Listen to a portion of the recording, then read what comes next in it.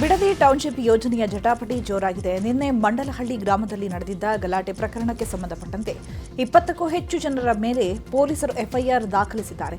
JMC survey ಕಾರ್ಯಕ್ಕೆ ಬಂದಿದ್ದ ಅಧಿಕಾರಿಗಳ ಮೇಲೆ ರೈತರು ಹಲ್ಲೆ ಮಾಡಿದ್ರು. ಪೊರಕೆ, ಕಲ್ಲು, ದೊಣ್ಣೆಗಳಿಂದ ಹಲ್ಲೆ ಮಾಡಲಾಗಿತ್ತು. ಈ ಗಲಾಟೆ ಸಂಬಂಧ ಕಂದಾಯ ಇಲಾಖೆಯ ದೂರಿನ ಅನ್ವಯ ಪೊಲೀಸ್ ಠಾಣೆಯಲ್ಲಿ 2 ಪ್ರತ್ಯೇಕ ಎಫ್ಐಆರ್ ದಾಖಲಾಗಿದೆ.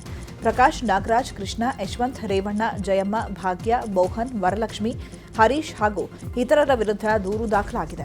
ಮತ್ತೊಂದು ಕಡೆ ರಾಮನಗರ ಗ್ರಾಮಾಂತರ ಠಾಣೆ ಇನ್ಸ್ಪೆಕ್ಟರ್ ಮುರಳಿ ನೀಡಿದ ದೂರಿನ ಅನ್ವಯ ಅಪರಿಚಿತ ರೈತರ ವಿರುದ್ಧವೂ ದೂರು ದಾಖಲಾಗಿದೆ. ಗಲಾಟೆ ವೇಳೆ ಇಲ್ಲದ ರೈತರ ಮೇಲೂ ಎಫ್ಐಆರ್ ದಾಖಲಿಸಿರುವ ಆರೋಪ ಕೇಳಿಬಂದಿದೆ. A1 Prakash, A3 Krishna, A4 Yashwant ಗಲಾಟೆ ಸ್ಥಳದಲ್ಲಿ ಇರಲಿಲ್ಲ. ಆದರೂ ಪೊಲೀಸರು ಎಫ್ಐಆರ್ ದಾಖಲಿಸಿದ್ದಾರೆ ಅಂತ ರೈತರು ಆಕ್ರೋಶ ವ್ಯಕ್ತಪಡಿಸಿದ್ದಾರೆ. ಪ್ರತಿಭಟನೆ ಹತ್ತಿಕ್ಕಲು ಉದ್ದೇಶಪೂರ್ವಕವಾಗಿಯೇ ಎಫ್ಐಆರ್ ದಾಖಲಿಸಿರುವ ಆರೋಪ ಕೇಳಿಬಂದಿದೆ. ನಿರೀಕ್ಷಣಾ ಜಾಮೀನಿಗೆ ರೈತರು ಅರ್ಜಿ ಸಲ್ಲಿಸಲು ಸಿದ್ಧತೆ ಮಾಡಿಕೊಂಡಿದ್ದಾರೆ. ರಾಮನಗರ ಜಿಲ್ಲಾ ಸತ್ರ ನ್ಯಾಯಾಲಯಕ್ಕೆ ನಿರೀಕ್ಷಣಾ ಜಾಮೀನು ಅರ್ಜಿ ಸಲ್ಲಿಕೆಗೆ ರೈತರು ಮುಂದಾಗಿದ್ದಾರೆ. ಜೆಡಿಎಸ್ ಕಾನೂನು ಘಟಕದಿಂದ ಜಮೀನು ಅರ್ಜಿ ಸಲ್ಲಿಕೆಗೆ ಸಿದ್ಧತೆ ನಡೆದಿದೆ. ಬಿಡದಿ ಟೌನ್ಶಿಪ್ ಅಖಾಡಕ್ಕೆ ಮಾಜಿ ಪ್ರಧಾನಿ ಎಚ್.ಡಿ. ದೇವೇಗೌಡರು ಎಂಟ್ರಿಯಾಗಿದ್ದಾರೆ. ಟೌನ್ಶಿಪ್ ಯೋಜನೆ ಕೈಬಿಡದಿದ್ರೆ ಗಾಂಧಿ ಪ್ರತಿಮೆ ಬಳಿ ಸತ್ಯಾಗ್ರಹ ನಡೆಸುವುದಾಗಿ ಎಚ್ಚರಿಕೆ ನೀಡಿದ್ದಾರೆ. ಸುದ್ದಿಗೋಷ್ಠಿಯಲ್ಲಿ ಮಾತನಾಡಿದ ಎಚ್.ಡಿ. ದೇವೇಗೌಡರು, ಇದೆಲ್ಲ ಹೈಕಮಾಂಡ್ ಒಲಿಸಿಕೊಳ್ಳುವಂತಹ ತಂತ್ರ. ಹೈಕಮಾಂಡ್ ಟಾರ್ಗೆಟ್ ಪೂರ್ಣಕ್ಕೆ ಯತ್ನ ನಡೀತಾ ಇದೆ ಅಂತ ವಾಗ್ದಾಳಿ ನಡೆಸಿದ್ದಾರೆ. ಇನ್ನು ಟೌನ್ಶಿಪ್ ಯೋಜನೆಯನ್ನ ಕೈಬಿಡುವಂತೆ ರಾಜ್ಯ ಸರ್ಕಾರಕ್ಕೆ ಪತ್ರ ಬರೆದಿದ್ದೇನೆ. ನನ್ನ ಪತ್ರಕ್ಕೆ ಸೌಜನ್ಯಕ್ಕಾದರೂ ಸಿಎಂ ಉತ್ತರವನ್ನ ಕೊಟ್ಟಿಲ್ಲ ಅಂತ ಅಸಮಾಧಾನ ವ್ಯಕ್ತಪಡಿಸಿದ್ದಾರೆ. ರಾಜ್ಯ ಸರ್ಕಾರ ನನ್ನ ಮನವಿಯನ್ನ ತಿರಸ್ಕರಿಸಿದ್ರೆ ಸತ್ಯಾಗ್ರಹವನ್ನ ನಡೆಸ್ತೇವೆ ಅಂತ ಎಚ್ಚರಿಕೆ ಕೊಟ್ಟಿದ್ದಾರೆ. ಇನ್ನು ರೈತರ ಮೇಲೆ ಎಫ್ಐಆರ್ ಹಾಕಿದ್ದು ಸರಿಯಲ್ಲ, ಆಸ್ಪತ್ರೆಯಲ್ಲಿ ಮಲಗುವ ರೀತಿಯಲ್ಲಿ ಹಲ್ಲೆಯಾಗಿಲ್ಲ ಅಂತ ಆಕ್ರೋಶ ವ್ಯಕ್ತಪಡಿಸಿದ್ದಾರೆ. ನೀವು ಸಿದ್ದರಾಮಯ್ಯನವ್ರನ್ನ ತೆಗೆದು ಹೈಕಮಾಂಡ್ ಅನ್ನು ಒಲಿಸ್ಕೊಡ್ಲಿಕ್ಕೆ ಏನೇನು ಮಾಡಿದ್ರಿ ಆಶ್ವಾಸನ, ಅದನ್ನು ನೀವು ಇವತ್ತು ಸಂಪೂರ್ಣಗೊಳಿಸಬೇಕು. ಆ ಸಂಪೂರ್ಣಗೊಳಿಸಕ್ಕೆ ವ್ಯವಸ್ಥೆ ಮಾಡತಕ್ಕಂಥ ಮಾರ್ಗ ಈ ಬಿಡದಿಯ 7,000 ಚಿತ್ರ ಭೂಮಿನ ನಿವೇಶನ ಮಾಡಬೇಕು. ಬಿಡದಿಯಲ್ಲಿ ರೈತರ ಗಲಾಟೆ, ಅಧಿಕಾರಿಗಳ ಮೇಲಿನ ಹಲ್ಲೆ ವಿಚಾರವಾಗಿ ವಿಜಯಪುರದಲ್ಲಿ ಜೆಡಿಎಸ್ ಯುವ ನಾಯಕ ನಿಖಿಲ್ ಪ್ರತಿಕ್ರಿಯಿಸಿದ್ದಾರೆ. ರೈತರ ಹೋರಾಟಕ್ಕೆ ಕುಳಿತಾಗ ಸರ್ವೆಗೆ ಅಧಿಕಾರಿಗಳು ಬಂದಿದ್ದಾರೆ. ಸರ್ಕಾರ ಹೇಳಿದ್ರಿಂದ ಸರ್ವೆಗೆ ಬಂದಿರಬೇಕು. ರಾಹುಲ್ ಗಾಂಧಿ ಅಂಡಮಾನ್ ನಿಕೋಬಾರ್ಗೆ ಹೋಗಿ ಪರಿಸರ ನಾಶದ ಬಗ್ಗೆ ಮಾತನಾಡ್ತಾರೆ. ರಾಹುಲ್ ಗಾಂಧಿ ಬಿಡದಿಗೆ ಬಂದು ನೋಡ್ಲಿ ಅಂತ ಆಕ್ರೋಶವನ್ನ ವ್ಯಕ್ತಪಡಿಸಿದ್ದಾರೆ. ಈಗ ಪರಿಸರ ನಾಶ ಆಗ್ತಾ ಇದೆ, ಪರಿಸರ ಹಾಳು ಮಾಡ್ತಾ ಇದ್ದಾರೆ ಅಂತಕ್ಕಂಥದ್ದು ಕೇಂದ್ರದಲ್ಲಿರ್ತಕ್ಕಂಥ ಅಲ್ಲಿ ಕಾಂಗ್ರೆಸ್ನ ಏನೊಂದು LOP ಲೀಡರ್ ಇದ್ದಾರೆ ರಾಹುಲ್ ಗಾಂಧಿರವರು. ಅವರು ಅಂಡಮಾನ್ ನಿಕೋಬಾರ್ಗೆ ವಿಸಿಟ್ ಮಾಡ್ತಾರೆ. ಅಲ್ಲಿ ಲಕ್ಷಾಂತರ ಗಿಡ ಮರಗಳು ನಾಶ ಆಗ್ತಾ ಇದೆ ಅಂತಾರೆ. ಅದೇ ಬಿಡದಿಗೆ ಬಂದರೆ ನಿಮಗೆ ತೆಂಗಿದೆ, ಮಾವಿದೆ, ಅಡಿಕೆ ಇದೆ, ಈ ರೀತಿ ರೇಷ್ಮೆ ಇದೆ. ರೇಷ್ಮೆ ಹೆಚ್ಚು ಕಮ್ಮಿ 50% ಅವಲಂಬಿತರಾಗಿದ್ದಾರೆ. ಇಂಥ ಕಡೆ ಇವತ್ತು ಪರಿಸರ ಹಾನಿ ಆಗ್ತಾ ಇಲ್ವಾ? ಹಂಗಾದ್ರೆ ಯಾಕೆ ಮಲತಾಯಿ ಧೋರಣೆ?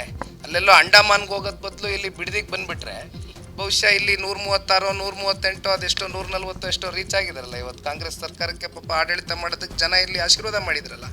ಇಂಥ ಜನಗಳು ಬಿಟ್ಟು ಇನ್ನೆಲ್ಲ ಹೋದ್ರೆ ಏನು ಬಂತು? ಗೂಂಡಾಗಿರಿ ಮಾಡಿ ಬಿಡದಿ ಟೌನ್ಶಿಪ್ ಮಾಡಲು ಸಾಧ್ಯವಿಲ್ಲ ಎಂಬ ವಿಜಯೇಂದ್ರ ಹೇಳಿಕೆಗೆ ಸಚಿವ ಸತೀಶ್ ಜಾರಕಿಹೊಳಿ ಕೌಂಟರ್ ಕೊಟ್ಟಿದ್ದಾರೆ. ಗೂಂಡಾಗಿರಿ ಅಲ್ಲ, ಎಫೆಕ್ಟೆಡ್ ಪರ್ಸನ್ ಗಲಾಟೆಯನ್ನ ಮಾಡಿದ್ದಾರೆ. ಸಿಎಂಗೂ ಕೂಡ ಅದಕ್ಕೂ ಸಂಬಂಧ ಇಲ್ಲ. ಯಾರು ಭೂಮಿ ಕೊಡ್ತಿದ್ದಾರೆ ಅವರ ಭೂಮಿಯನ್ನ ಅಳೆಯುತ್ತಿರೋದಾಗಿ ಹೇಳಿದ್ದಾರೆ. ಸ್ವಯಂ ಪ್ರೇರಿತವಾಗಿ ಭೂಮಿ ನೀಡಿದವರ ಜಮೀನನ್ನ ಮಾತ್ರ ಅಳೆಯುತ್ತಿದ್ದಾರೆ ಅಂತ ಸತೀಶ್ ಜಾರಕಿಹೊಳಿ ಹೇಳಿದ್ದಾರೆ.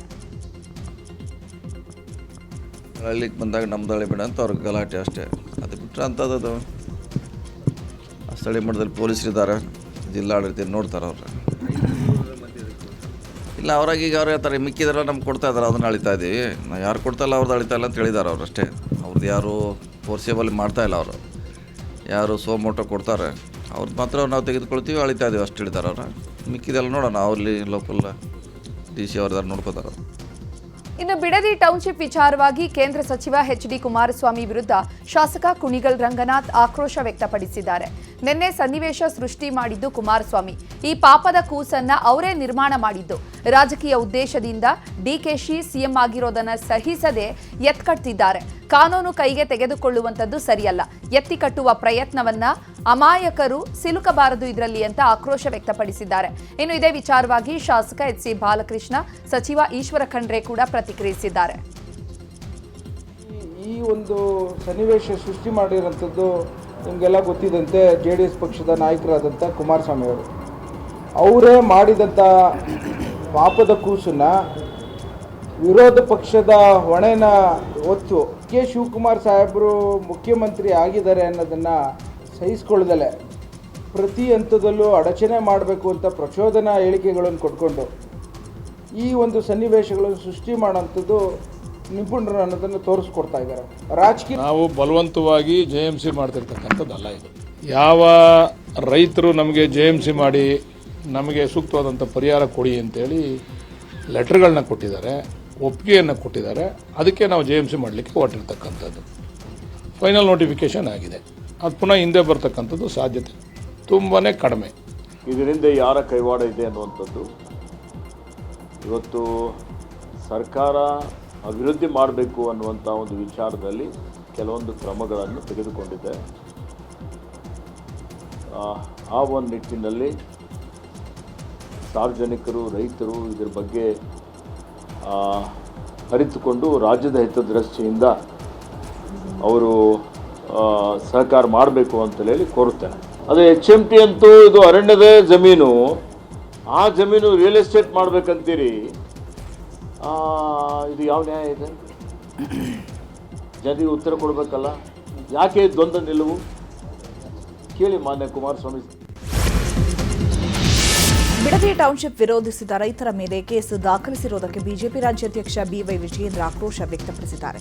ಕಲಬುರಗಿಯಲ್ಲಿ ಮಾತನಾಡಿ, ರೈತರ ಮೇಲೆ ಕೇಸ್ ದಾಖಲಿಸಿ, ಬೆದರಿಸಿ, ಹೆದರಿಸಿ ಬೀದಿಗೆ ತಂದು ಜಮೀನು ಕಸಿದುಕೊಳ್ಳುವ ಭ್ರಮೆಯಲ್ಲಿ ಸಿಎಂ ಇದ್ದಾರೆ. ಇದು ಅಸಾಧ್ಯ. ಸಿಎಂ ತಮ್ಮ ಈ ಭ್ರಮೆಯಿಂದ ಹೊರಗಡೆ ಬರಬೇಕು.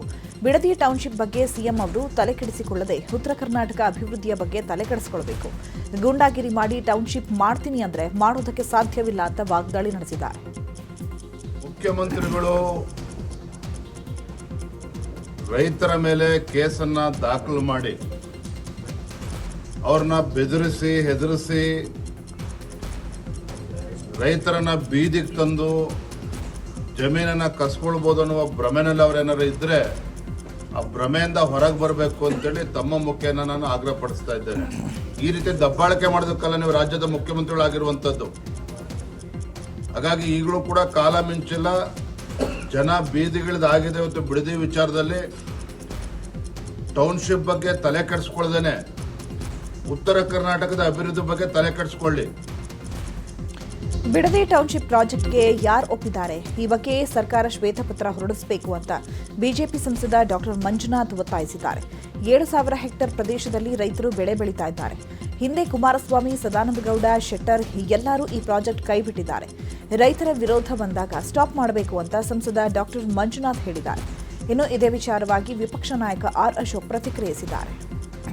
ಎಲ್ಲ ಅಲ್ಲಿ ಇರ್ತಕ್ಕಂಥದ್ದು ಫಲವತ್ತಾದ ಜಮೀನು. ಈಗ ಆಲ್ರೆಡಿ ಕೃಷಿ ಮಾಡ್ತಾ ಇದ್ದಾರೆ. ಸುಮಾರು 7,000 ಎಕರೆನ ಇವರು ಸ್ವಾಧೀನ ಮಾಡಬೇಕು ಅಂತ ಏನು ಪ್ಲ್ಯಾನ್ ಮಾಡಿದ್ದಾರೆ. ಅಲ್ಲಿ ಏನು ತೆಂಗಿನ ತೋಟ ಇದೆ, ಅಡಿಕೆ ತೋಟ ಇದೆ, ರೇಷ್ಮೆ ಇದೆ, ಹೈನುಗಾರಿಕೆ ಇದೆ, ಬಾಳೆ ತೋಟ ಇದೆ. ಹೀಗಾಗಿ ಹಿಂದೆ ಬಂದಂಥ ಎಲ್ಲ ಮುಖ್ಯಮಂತ್ರಿಗಳು ಈ ಪ್ರಾಜೆಕ್ಟನ್ನು ಡ್ರಾಪ್ ಮಾಡಿದ್ದಾರೆ. ಏನೋ ಈ ಸರ್ಕಾರ ಯಾರ ಪರ?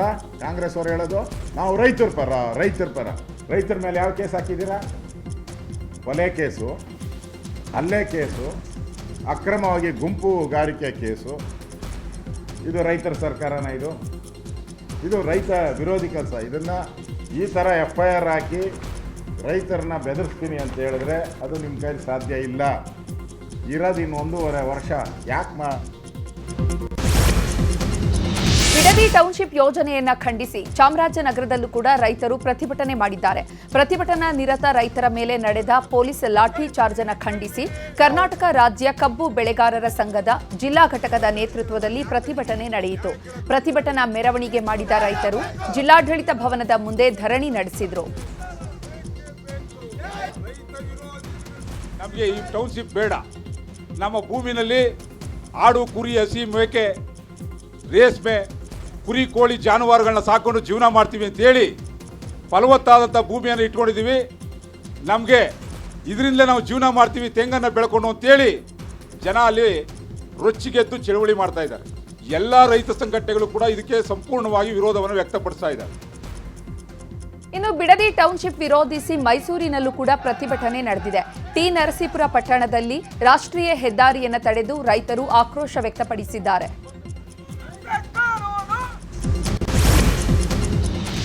ತಿರುಪತಿಯಲ್ಲಿ ಕರ್ನಾಟಕದ ಸಚಿವರು, ಶಾಸಕರು ಮತ್ತು ಉನ್ನತ ಅಧಿಕಾರಿಗಳು ಪ್ರತಿದಿನದ ಮೊದಲ ಆರತಿಯಲ್ಲಿ ಪಾಲ್ಗೊಳ್ಳಲು ಆದೇಶ ಹೊರಡಿಸುವುದಾಗಿ ಸಿಎಂ ಡಿಕೆ ಶಿವಕುಮಾರ್ ಹೇಳಿದರು. ಸಿಎಂ ಹೇಳಿಕೆಗೆ ಟಿಟಿಡಿ ಸದಸ್ಯ ಜಿ ಭಾನುಪ್ರಕಾಶ್ ರೆಡ್ಡಿ ಅಸಮಾಧಾನ ವ್ಯಕ್ತಪಡಿಸಿದ್ದಾರೆ. ಶಿವಕುಮಾರ್ ಅವರೇ, ಇದು ಒಳ್ಳೆಯದಲ್ಲ. ತಿರುಮಲದ ನಿತ್ಯ ಆರತಿಯಲ್ಲಿ ಭಾಗವಹಿಸುವ ವಿಶೇಷ ಹಕ್ಕನ್ನು ಐತಿಹಾಸಿಕವಾಗಿ ಕೇವಲ ಮೈಸೂರು ಮಹಾರಾಜರಿಗೆ ಮತ್ತು ಅವರ ಪ್ರತಿನಿಧಿಗಳಿಗೆ ಮಾತ್ರ ನೀಡಲಾಗಿದೆ. ಇದನ್ನು ಶಾಸಕರು, ಸಚಿವರು ಅಥವಾ ರಾಜಕಾರಣಿಗಳಿಗೆ ವಿಸ್ತರಿಸಲು ಸಾಧ್ಯವಾಗುವುದಿಲ್ಲ. ಧಾರ್ಮಿಕ ಕ್ಷೇತ್ರವನ್ನು ರಾಜಕೀಯ ಅಖಾಡ ಮಾಡಬೇಡಿ ಅಂತ ఆక్రోಶ వ్యక్తపరిచారు. అయ్యా, ఇది మైసూరు మహారాజుకి ఇచ్చినటువంటి గౌరవార్థం, రాజకీయ నాయకుల కోసం కాదు. అది ముఖ్యంగా మీరు గుర్తుపెట్టుకోవాలి. దీన్ని రాజకీయ క్షేత్రంగా చేయొద్దండి డీకే శివకుమార్. ఇది ఇక్కడున్నటువంటి సాంప్రదాయాలు, ఆ రోజు మైసూరు మహారాజుకి గౌరవార్థం ఇచ్చినటువంటి సాంప్రదాయాలు. ఇదేదో రాజకీయ నాయకుల్ని మెప్పించడానికి వాళ్ళని మీరు ఇలా వెనకేసుకు రావడం ఇది మంచిది కాదు. ఖచ్చితంగా రేపు జరగబో ధర్మకర్తల మండలి సమావేశం మీద నేను చర్చిస్తాను. ఖచ్చితంగా ఇలాంటి సాంప్రదాయాల్ని తిరుమల తిరుపతి దేవస్థానాలు ఒప్పుకునే ప్రసక్తే లేదు. ఇది ఆధ్యాత్మిక క్షేత్రం, డీకే శివకుమార్ క్షేత్రం కాదు. తిరుమల తిరుపతి దేవస్థానాలు డీకే శివకుమార్ చెప్పినట్టు వినే ప్రసక్తి లేదు ఇక్కడ మాకు. ఆయన ఇష్టానుసారం. ಇಂದು ಟಿಟಿಡಿ ಬೋರ್ಡ್ ಸಭೆ ನಡೆದಿದೆ. ಸಭೆಯಲ್ಲಿ ಮುಖ್ಯಮಂತ್ರಿ ಡಿಕೆ ಶಿವಕುಮಾರ್ ಅವರ ಹೇಳಿಕೆ ಪ್ರಸ್ತಾಪವಾಗಿದೆ. ಇದರ ಬಗ್ಗೆ ಟಿಟಿಡಿ ಸದಸ್ಯ ನರೇಶ್ ನ್ಯೂಸ್ 18ಗೆ ಮಾಹಿತಿ ನೀಡಿದ್ದಾರೆ. ಭಾನುಪ್ರಕಾಶ್ ರೆಡ್ಡಿ ಅವರು ಸಭೆಯಲ್ಲಿ ಪ್ರಸ್ತಾಪಿಸಿದ್ರು. ಆದರೆ ಮೊದಲ ಆರತಿ ಕರ್ನಾಟಕ ಸರ್ಕಾರಕ್ಕೆ ನೀಡಿರುವಂತಹ ವಿಶೇಷಾಧಿಕಾರ ಅಥವಾ ಗೌರವವಾಗಿದೆ. ಮೊದಲ ಆರತಿ ಯಾರು ಪಡೆಯಬೇಕು ಅನ್ನೋದು ಕರ್ನಾಟಕ ಸರ್ಕಾರವೇ ತೀರ್ಮಾನಿಸಲಿದೆ.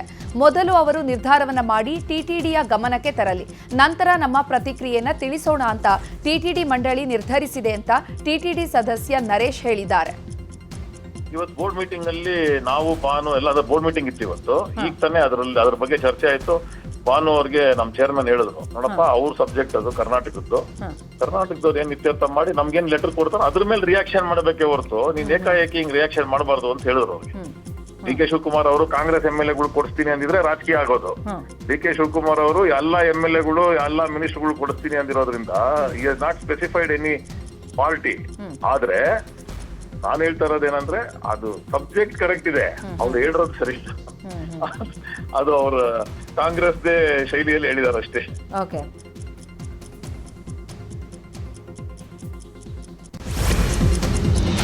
ಇನ್ನು ಶಾಸಕರು, ಸಚಿವರು, ಅಧಿಕಾರಿಗಳು, ನ್ಯಾಯಮೂರ್ತಿಗಳು, ಗಣ್ಯರಿಗೆ ಮೊದಲ ಆರತಿಯ ಅವಕಾಶದ ಕುರಿತು ಸಿಎಂ ಡಿಕೆ ಶಿವಕುಮಾರ್ ಹೇಳಿಕೆ ಬಗ್ಗೆ ಟಿಟಿಡಿ ಸದಸ್ಯ ನರೇಶ್ ಪ್ರತಿಕ್ರಿಯಿಸಿದ್ದಾರೆ. ಸಿಎಂ ಹೇಳಿಕೆ ಸರಿಯಾಗಿದೆ, ಇಂಥವರೇ ಮೊದಲ ಆರತಿ ಸ್ವೀಕರಿಸಬೇಕು ಅಂತ ಯಾರನ್ನೂ ನೇಮಿಸಿಲ್ಲ. ಕರ್ನಾಟಕದ ಪರವಾಗಿ ಕರ್ನಾಟಕ ಸರ್ಕಾರ ಹೇಳಿದವರು ಮೊದಲ ಆರತಿಯನ್ನು ಸ್ವೀಕರಿಸಬಹುದು ಅಂತ ನರೇಶ್ ಹೇಳಿದ್ದಾರೆ.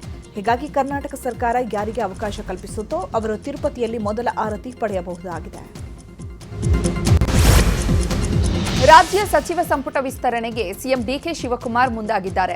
ಈ ಸಂಬಂಧ ಜುಲೈ 18ರಂದು ದೆಹಲಿಯಲ್ಲಿ ವರಿಷ್ಠರ ಸಭೆ ನಡೆಯಲಿದೆ. ಸಿಎಂ ಡಿಕೆ ಶಿವಕುಮಾರ್ ಮಾಜಿ ಸಿಎಂ ಸಿದ್ದರಾಮಯ್ಯ, ಕೆಪಿಸಿಸಿ ಅಧ್ಯಕ್ಷ ಬಿಕೆ ಹರಿಪ್ರಸಾದ್ಗೆ ಹೈಕಮಾಂಡ್ ಬುಲಾವ್ ನೀಡಿದೆ. ಜುಲೈ 18ರಂದು ಎಐಸಿಸಿ ಕಚೇರಿಯಲ್ಲಿ ಸಂಪುಟ ವಿಸ್ತರಣೆ ಸಂಬಂಧಪಟ್ಟಂತೆ ಮಹತ್ವದ ಸಭೆ ನಡೆಯಲಿದೆ. ಖಾಲಿ ಇರುವಂತಹ 20 ಸಚಿವ ಸ್ಥಾನಗಳ ಭರ್ತಿಗೆ ತೀರ್ಮಾನ ಆಗಲಿದೆ. ಈ ಹಿಂದಿನ ಸಿದ್ದರಾಮಯ್ಯ ಸರ್ಕಾರದ ಸಚಿವರಲ್ಲಿ 3 ಅಥವಾ 4 ಅವಕಾಶ ಸಿಗುವ ಸಾಧ್ಯತೆ ಇದೆ. ಉಳಿದಂತೆ ಹೊಸಬರಿಗೆ ಅವಕಾಶ ಸಿಗಲಿದೆ.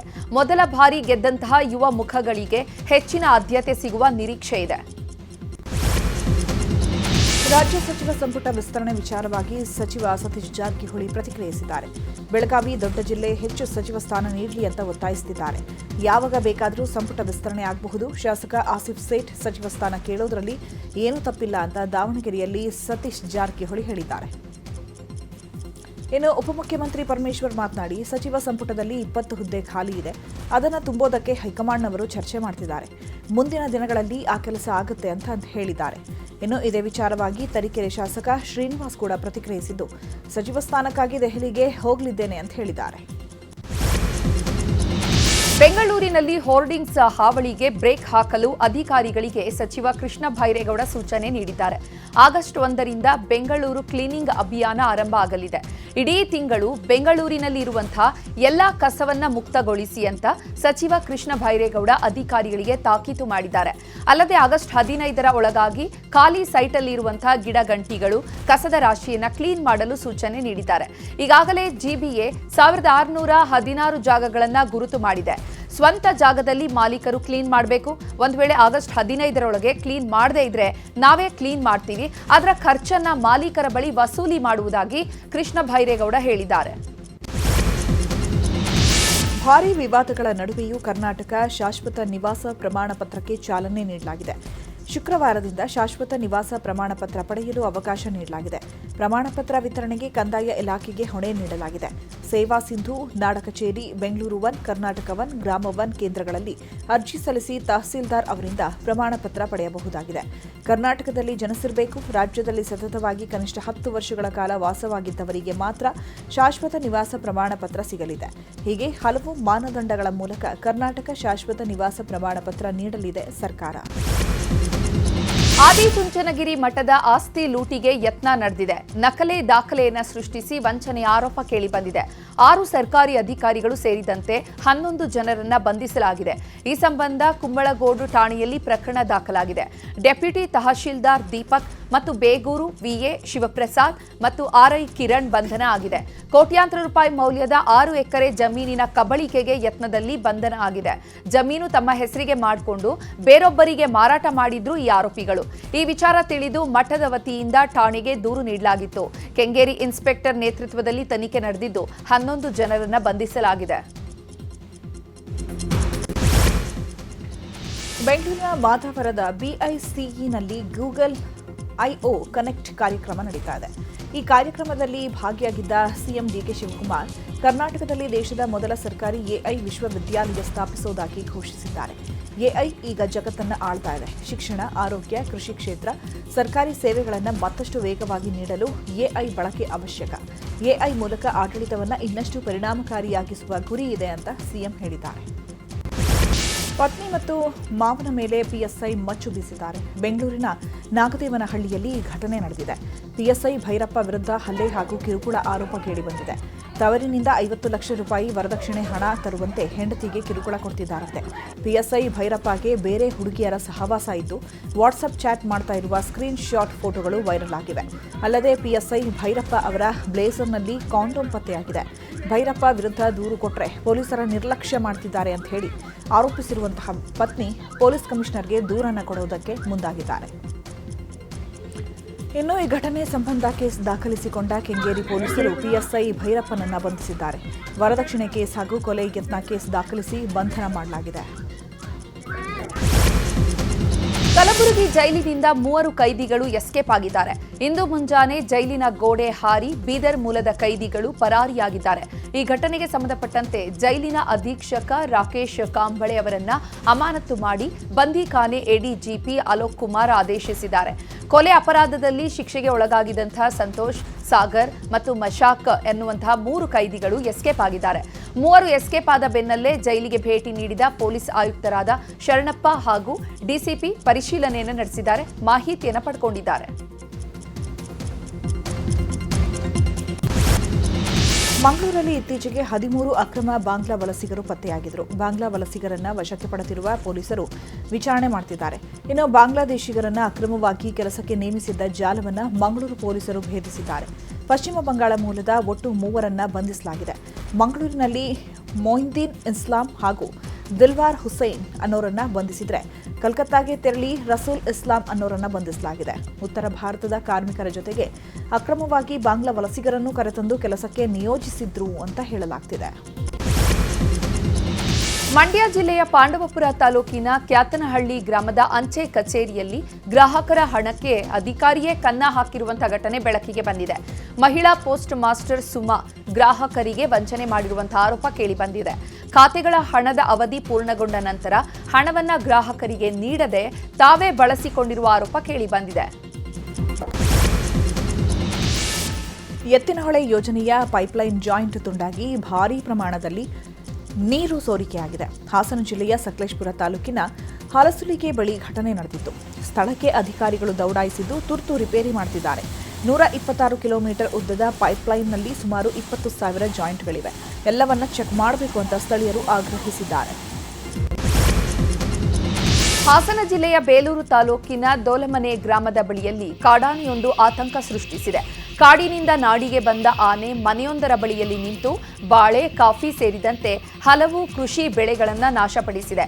ಕಾಡಾನೆ ಹಾವಳಿ ತಡೆಗೆ ಅಧಿಕಾರಿಗಳು ಕ್ರಮ ಕೈಗೊಳ್ಳಬೇಕು ಅಂತ ಸ್ಥಳೀಯರು ಆಗ್ರಹಿಸಿದ್ದಾರೆ.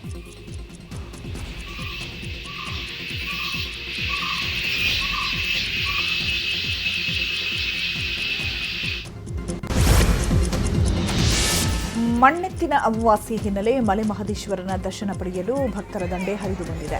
ಮಣ್ಣೆತ್ತಿನ ಅಮಾವಾಸ್ಯೆ ದಿನ ಮಾದಪ್ಪನ ದರ್ಶನ ಮಾಡಿದರೆ ಇಷ್ಟಾರ್ಥ ನೆರವೇರುತ್ತೆ ಅನ್ನೋ ನಂಬಿಕೆ ಜನರಲ್ಲಿದೆ. ಈ ಹಿನ್ನೆಲೆ ದೇವರ ದರ್ಶನಕ್ಕೆ ಭಕ್ತರು ಮುಗಿಬಿದ್ದಿದ್ದಾರೆ. ಸಾವಿರಾರು ಸಂಖ್ಯೆಯಲ್ಲಿ ರೈತರು ಬಂದು ದೇವರ ದರ್ಶನವನ್ನು ಪಡಿತಾ ಇದ್ದಾರೆ.